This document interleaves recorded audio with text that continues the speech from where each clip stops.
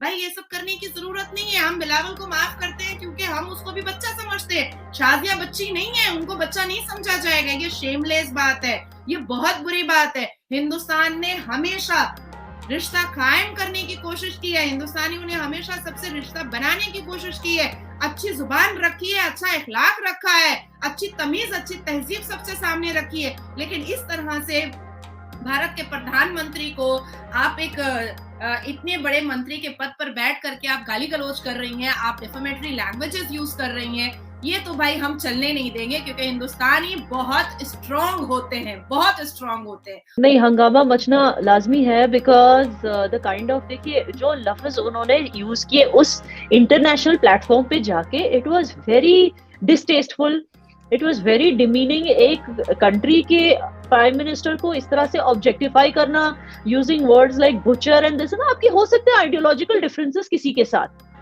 मगर एक कंट्री का प्राइम मिनिस्टर है वो, देखिए it doesn't matter what Bilawal Bhutto believes or what he thinks is right and what he thinks is not right.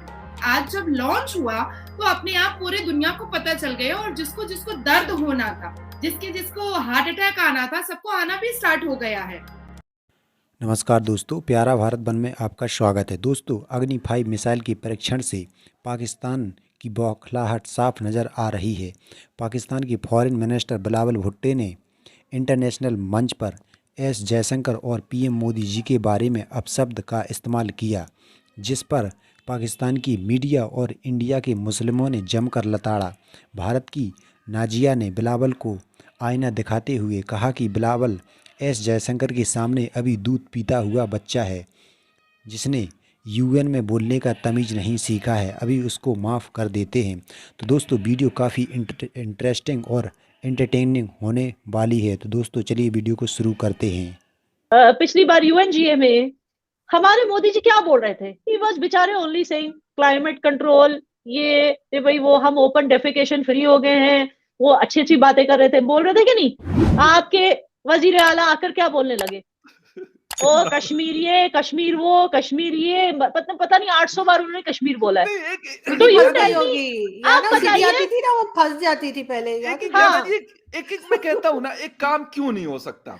यानी कश्मीर है ना, कश्मीर एक मुद्दा तो है, ये बात तो हम इसको हम जो मर्जी कह दें, लेकिन मुद्दा मौजूद नहीं है, नहीं है मुद्दा है, पाकिस्तान मुद्दा बनाता है। आप, मैं कहता हूँ कि इसको वंस फॉर ऑल खत्म क्यों नहीं किया जाता?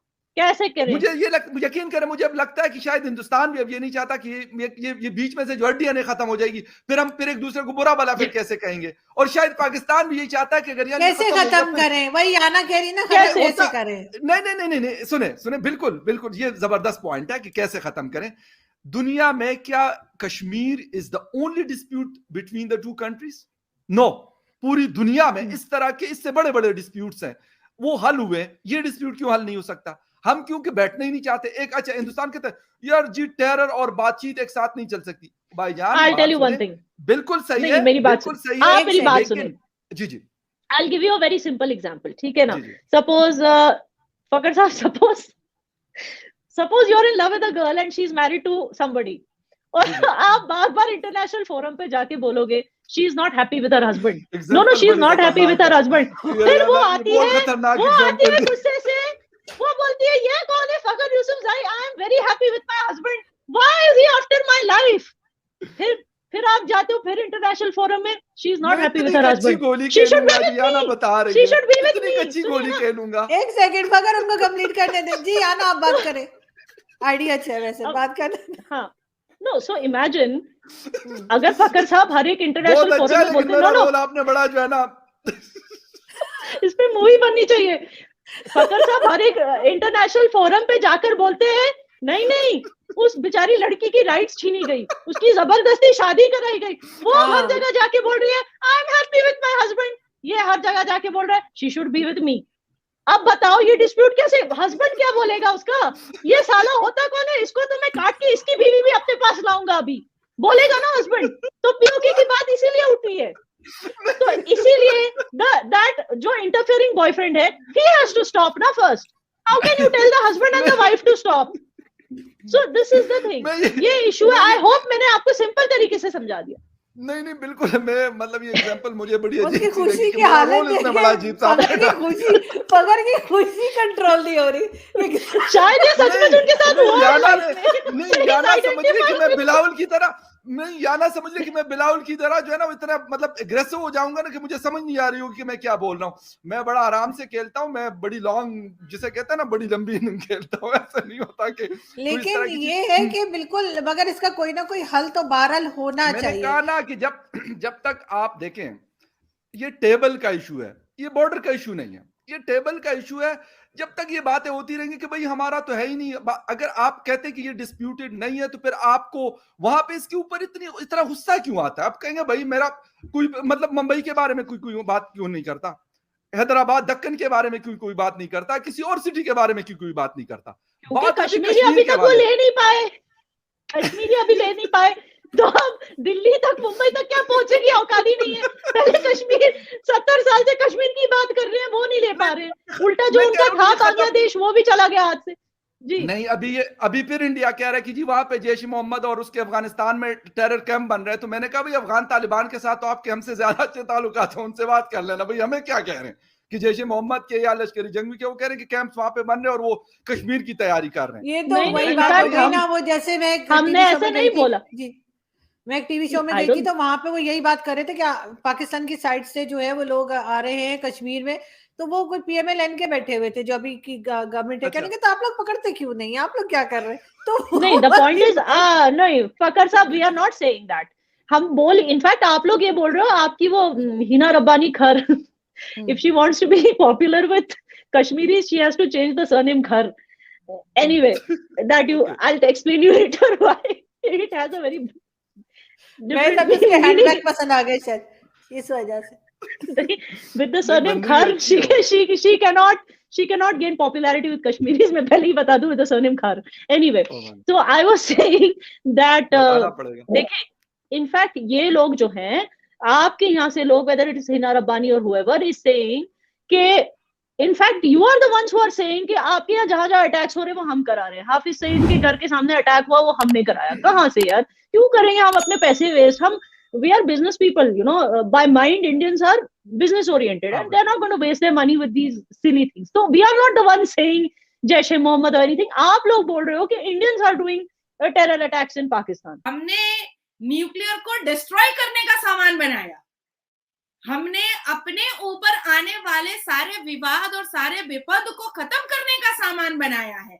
हमने अग्नि 5 बनाया है जो एक इतिहास रच दिया है कि सिर्फ आज नहीं काम आएगा, आने वाले हमारे पीढ़ी दर पीढ़ी को भी काम आएगा। आईएनएस मुर्मुगांव में राजनाथ सिंह ने साफ लफ्जों में कहा है कि इतिहास है ये कि हमारी आज की सेफ्टी के लिए नहीं है, आने वाले पुश्तों की सेफ्टी के लिए भी है। अग्नि 5 के बारे में जहां तक बात है कि हमने साफ देखा है कि पहला ब्लास्टिक कॉन्टिनेंटल एक ऐसा अग्नि 5 आया है जो पहले कभी आया ही नहीं था। इतनी भारी मात्रा, इतना कैपेसिटी, इतना रेंज कभी आया ही नहीं था। लेकिन देखिए मतलब छोटा सा एक थप्पड़ क्या पड़ गया चाइना ऑफिसर्स को। ये तो पाकिस्तान की शाजिया जी जो है वो तो तमीज तहजीब सब कुछ भूल कर बैठ गई और उन्होंने थप्पड़ वप्पड़ सब उठा लिया कि भाई हम दूसरा गाल नहीं बढ़ाएंगे और फलाना नहीं करेंगे।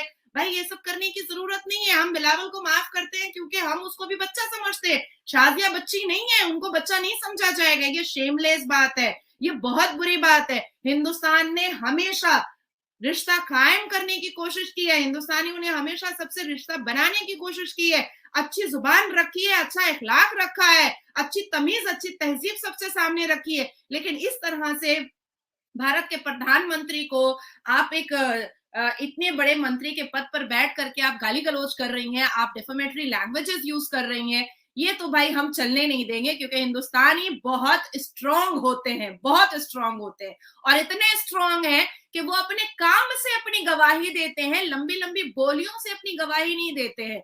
आप उसामा बिन लादेन को अपने घर में रखती हैं, तब तो आपकी इतनी लंबी जुबान नहीं आती है। और हर स्पोक पर्सन बैठ करके आपको तो ये नहीं याद दिलाता है कि आप आतंकवादियों को अपने पास रखती हैं, आप जिहादियों को अपने पास रखती हैं, आप टेररिस्ट को अपने पास रखती हैं, आप टेररिस्टों को अब रोटी और बोटी देती हैं, आप टेररिस्टों को घर में छुपा कर रखती हैं, नाती नवासों को रखती हैं, आप पेन और कॉपी नहीं देती हैं, आपके यहाँ बंदूक दिया जाता है, बम दिया जाता है, आप एक मंत्रालय में के पद पे बैठ करके एक मंत्री हो करके आप न्यूक्लियर बॉम्ब की धमकियां दे रही हैं पड़ोसी मुल्कों को।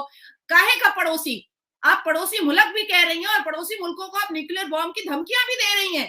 किस चीज का? और आज दर्द हो गया अग्नि 5 से, आज दर्द हो गया मुरमुगांव से। कैसे दर्द हो गया भाई? अरे हर इंसान अपने लिए, अपनी सेफ्टी के लिए काम करता है, हमने भी किया है। शाजिया जी को अगर ज्यादा दर्द हो रहा है तो कहे कि बरनौल लगा ले अपने माथे पर, तो थोड़ा सा तसल्ली और तशफ़ी हो जाएगी।